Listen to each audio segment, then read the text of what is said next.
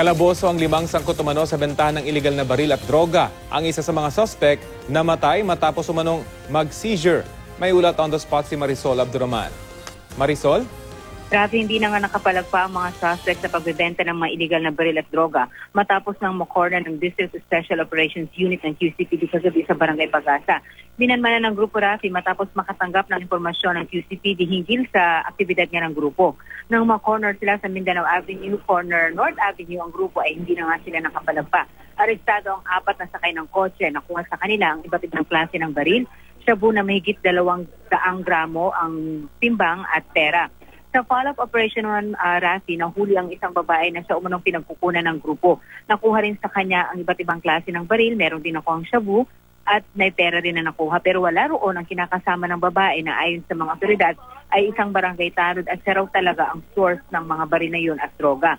Nasa kustodiya na ng QCPD ang 4 pero ang isa Rafi na kasama doon sa 4 na naaresto kagabi ay namatay matapos ng mag-seizure. Isinugod pa raw siya sa ospital pero idineklara na rin itong dead on arrival. Kabilang daw itong grupo nito, Rafi, sa mas malaking grupo na nag-ooperate, hindi lamang daw dito sa Quezon City, kundi sa buong Metro Manila. Nagbebenta sila, hindi lamang ng mga baril, kundi pati rin ng mga drugs. Ayon mismo dito sa QCPD, Rafi, talaga daw lumakas ang loob ng mga kriminal nang suspindihin na ang Oplan Double Barrel ng PNP. Pero ayon naman sa QCPD, tuloy-tuloy pa rin ang kanilang operasyon na ginagawa.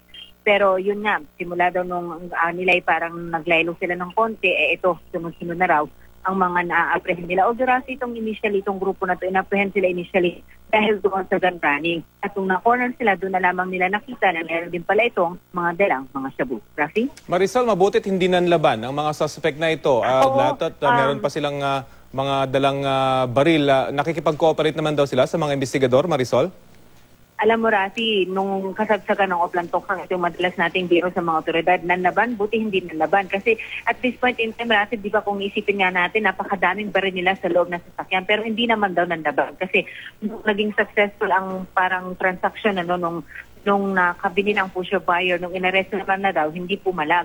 Pati yung mga nasa loob ng kotse, hindi na rin naman daw ito pumalag, kaya walang nangyaring barilan. Pagamat may putok na nangyari, may talagang namaril ang pulis, pero yung gulong lang daw ng sasakyan ang binaril, ay yun din ang sabi ng mga saksi na nakausap natin, Rafi, dahil para hindi na nga may takbo pa ang sasakyan. Rafi. So pwede naman pala. Maraming salamat sa iyo, Marisol Abdurrahman.